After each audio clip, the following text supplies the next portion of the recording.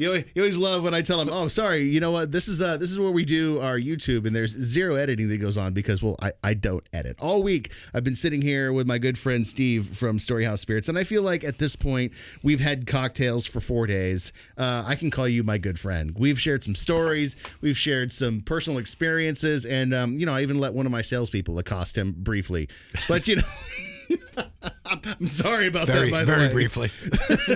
Briefly was like 45 minutes, but it's cool. All week I've got to experience what Storyhouse does from some of the cocktails they have down at their J Street bar, tasting room, cocktail restaurant. I mean, you guys have everything. The conflabatorium. Oh, I like that word, conflabatorium. That's totally going to happen. We started off the week with Rookie Season, which is it's like a limeade cocktail with dill, and don't be afraid of the dill. Like, I emphasize the dill just because to me it's such an interesting flavor in there. It just is one of those that kept me coming back to that. Yacht Music is quite literally the pog without the orange. Correct. Yeah, that's a fun cocktail. I'm still confused on how your California Coastal Gin, the peach and raspberry liqueur, along with the ginger and the lemon, came up with all that flavor. But seriously, next time, can we talk about just a little orange twist on the top? Just give me some of that orange essence in there. I'll run it up the flagpole with the R&D team and see what happens. It's totally not going to happen. I mean, Yacht Music is one of those cocktails you said that have been on the menu since the very beginning, has never disappeared. Correct. Yep. Yeah. Well, it's definitely got it. No suggestion that the DJ is going to make is ever going to change that. We had a classic Negroni with your dry gin, which it impressed the hell out of me. And talk about impressed. The fact that, even before you opened the doors, you laid down the straight bourbon that we drank yesterday. That to me that shows an investment and a belief in the product that you guys do. And I think one of the things we never actually talked about was the fact that, we're all storytellers is on the box. Well, wait, where it is? There's the iconography, if you can see. I think we're going to talk about that in this next segment because we have I've been so enamored with the flavors, we haven't talked about any of the story. So today for our experiment, we're going to get into that. And speaking of, I've rambled on and on and on. Are you ready for this last segment? I'll do my best. He's like, yeah, dude, please take some of the hot air out of the room. Good, because it's counting down and we're getting ready to start this thing. Well, you know what, Steve, it has been a fantastic week where I've been introduced to everything that goes on with Storyhouse Spirits, and I'm sad to say that this is the last day we get to hang out together in the studio. I mean, totally expect to see me at 1220 J Street, even if I'm sitting there by myself having a cocktail. It's been quite an experience, so thank you. Well, there are no strangers at Storyhouse, as we like to say, only friends you haven't met yet.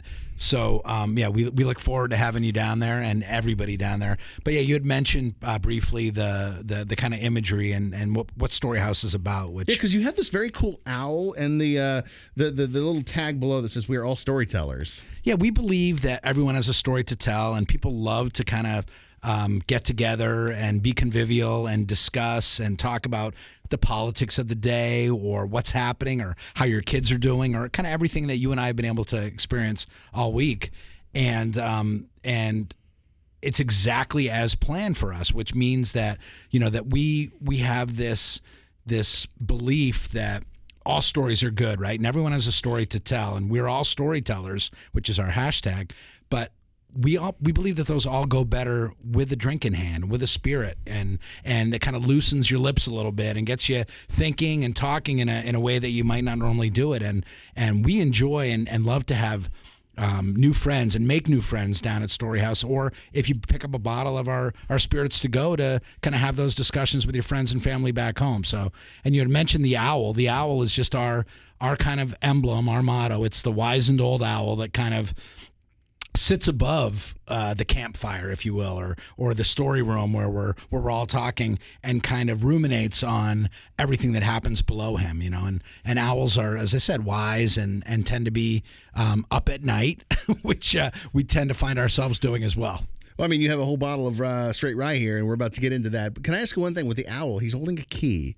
What's the key to? So he holds the key to the story, and if you even look into it even further, the key on the right-hand side, on the left-hand side of the key, there's an S for Storyhouse, And then on the right-hand side with the fob part that you would insert to an old door, it looks like a house.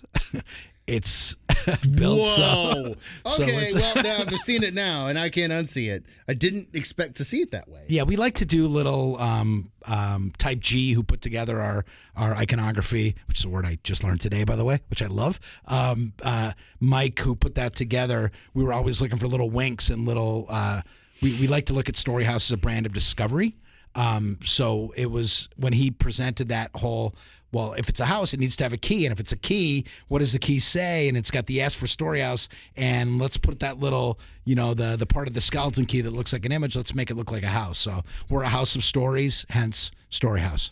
Well, we're going to end with one of my favorite stories because you didn't know going into this that I'm a rye fanatic. I drink rye old fashions by the dozens, and I'm extremely excited to get into your rye tonight.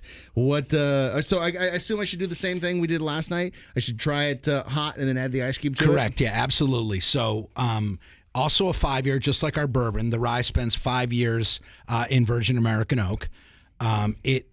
Similar to how we discussed the bourbon last night, it's not a one-note wonder. A lot of commercial rye producers will make rye with, 95% rye and just 5% toasted barley, where we're only about 70% rye, and then we put a lot of other wheat and barley in there to kind of soften up that rye. And then we take the extra step with our rye. After it spends 5 years in its initial barrel, we do a secondary rest in Cabernet barrel.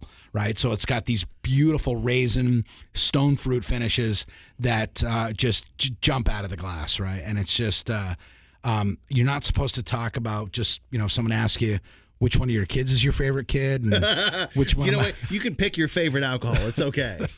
Of all the spirits that my business partner Matt creates, this is my favorite kid. So I'm with you 110%. I was not expecting to drink my new favorite rye today. Like this has upset Angel's envy in terms of my favorite rye.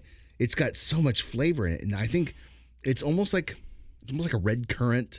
Yeah, like raisin-esque to stone it. fruit, exactly. Yeah, that's exactly right. And we don't want that to be, we don't want that to overtake the essence of the rye. We just want it to be in balance, right? And we want all these layers of flavor to come through in your glass. And it's one of these things like you need like a half hour to drink this, right? Because you want to have it first hot and then drop an ice cube in it, see what happens to the flavors and how it changes, and just enjoy it, right? And it's and then tell your own stories.